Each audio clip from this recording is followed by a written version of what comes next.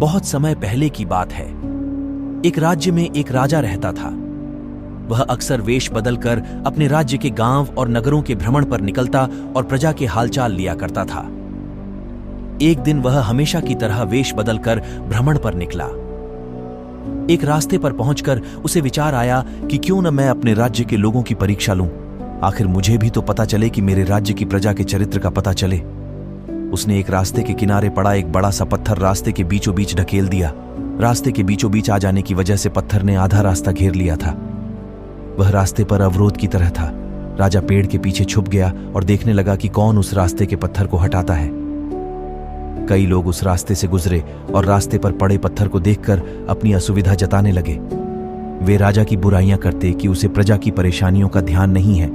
रास्तों पर इस तरह बड़े बड़े पत्थर पड़े रहते हैं, लेकिन उन्हें हटाने की कोई व्यवस्था नहीं रहती। किंतु कोई भी इस पत्थर को वहां से हटाने का प्रयास नहीं करता।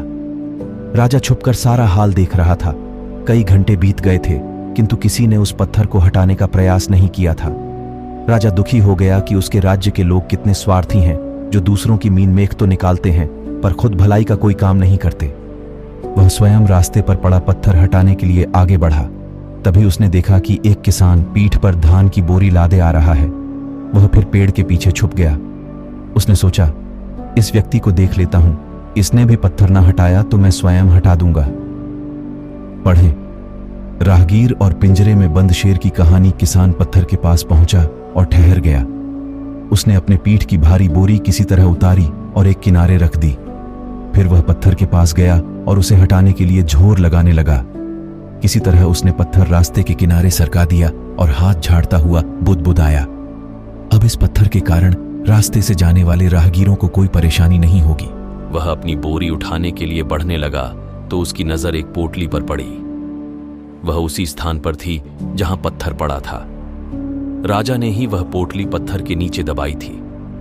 उसके साथ एक पत्र भी था। किसान ने पत्र पढ़ा। उसमें लिखा था, ये पोटली राज्य के राजा की तरफ से रास्ते का पत्थर हटाने वाले व्यक्ति का पुरस्कार है। किसान ने पोटली खोली। उसके सोने के सिक्के थे। उसने मन ही मन राजा का धन्यवाद किया। फिर सोने के सिक्कों की पोटली कमर में बांधकर और धान की बोरी पीठ पर लादकर अपने घर की ओर चला गया।